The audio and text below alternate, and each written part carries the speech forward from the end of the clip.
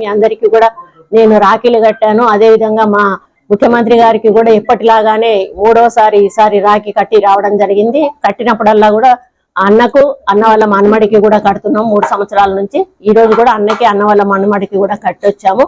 మేము చాలా ప్రశాంత వాతావరణంలో ఈరోజు సీఎం రేవంత్ రెడ్డి ఆశీర్వాదాలు కూడా ఆడపడుచులకు ఉండాలి అని ఆటోమేటిక్ గా ఆయన అందరూ లేదండి అన్న కొండా సురేఖ అనేది సపరేట్ చేయకండి, కొండా సురేఖ అని సపరేట్ చేయకండి. నేను అందరు ఆడబడుచులు అంటే గ్రామీణ ప్రాంతం నుంచి మొదలు పెడితే పై వరకు అందరికీ ఆయన ఆశీర్వాదం ఉండాలని చెప్పి నేను కోరుకుంటా ఉన్నాను.